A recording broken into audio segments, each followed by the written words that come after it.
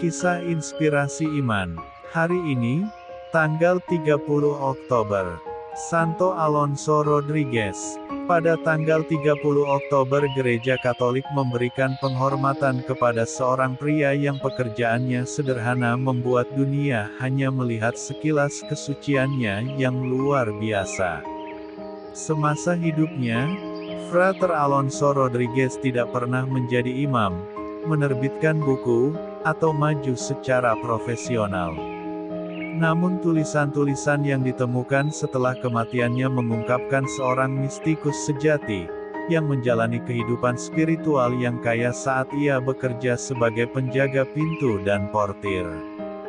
Lahir di Spanyol pada tahun 1532, Alonso menikah pada usia 26 tahun dan bekerja sebagai pedagang kain, memasuki kehidupan religius hanya melalui serangkaian tragedi yang menghancurkan.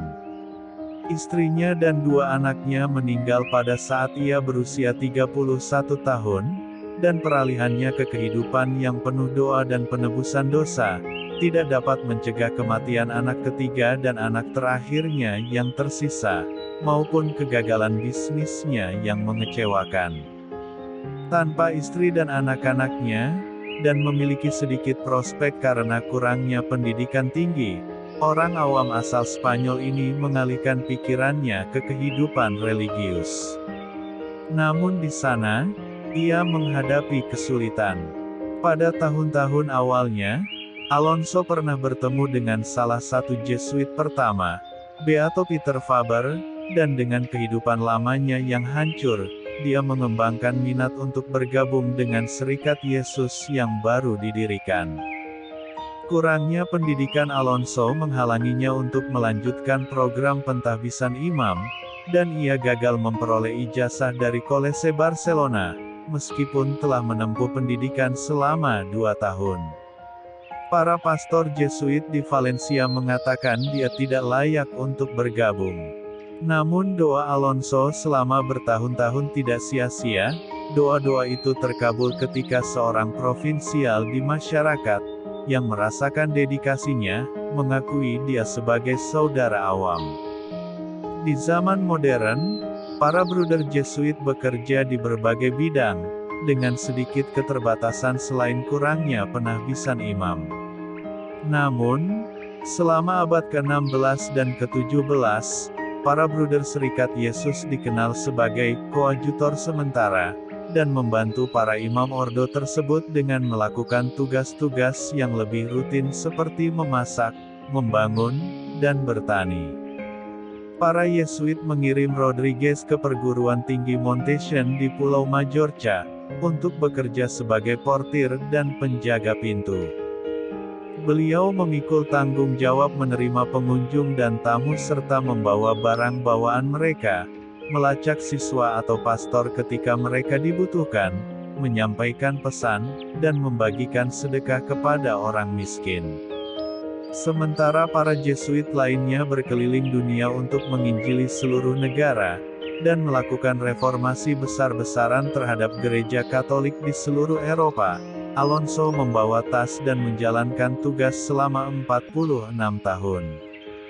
Namun para siswa mulai mencarinya, menyadari bahwa penjaga pintu mereka adalah orang yang memiliki kebijaksanaan dan keyakinan yang luar biasa.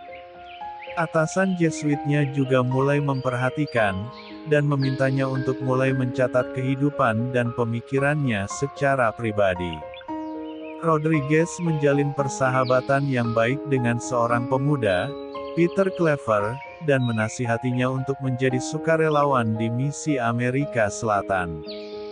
Mengikuti nasihatnya, Santo Peter Clever akhirnya melakukan katekese, membaptis dan menyuarakan hak-hak 300.000 budak di Amerika Selatan.